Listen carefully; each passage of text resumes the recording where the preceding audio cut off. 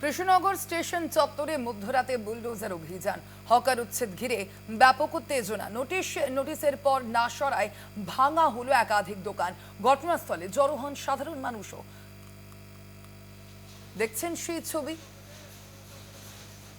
Notice দেওয়া হয়েছিল আগেই, তবে সেই নোটিশ অনুযায়ী কাজ না করায় বুলডোজার গড়িয়ে দিল একাধিক দোকান। বিক্ষোভ স্টেশন চত্বর জুড়ে। কথা বলবো এই নিয়ে আমাদের সঙ্গে এই মুহূর্তে ফোন লাইনে রয়েছেন বিশাল সিংহ রায়। বিশাল, এই বিষয়ে ঠিক কি দাবি জানাচ্ছেন যাদের এই দোকানপাট উচ্ছেদ করা হলো, তাদের কি বক্তব্য?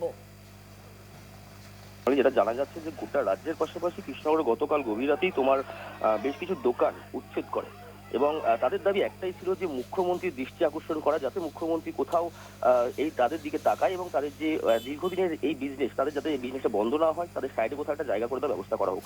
এবং সেই দাবি নিয়েই কিন্তু এলাকার সাধারণ মানুষ শুরু করে বেশ কিছু রাজনৈতিক দলও কিন্তু কালকে রাতে উপস্থিত হয় এবং সেই সময় কিন্তু আরপিএফ এর সঙ্গে বেশ তাদের তর্কাতর্কি এবং ধস্তাধস্তিতে জড়ায় এবং এই জড়ানোর পরে কিন্তু এলাকায় তুলকালাম একটা পরিস্থিতি সৃষ্টি হয় স্টেশন চত্বরে এবং তারপরে কিন্তু সেখান থেকে তোমার আরপিএফ লাঠি উঁচিয়ে কাউকে ধাওয়া করে এবং কিছু জনের পেছনে কিন্তু লাঠিচার্জ করা হয় বলে এখনো পর্যন্ত জানা গিয়েছে।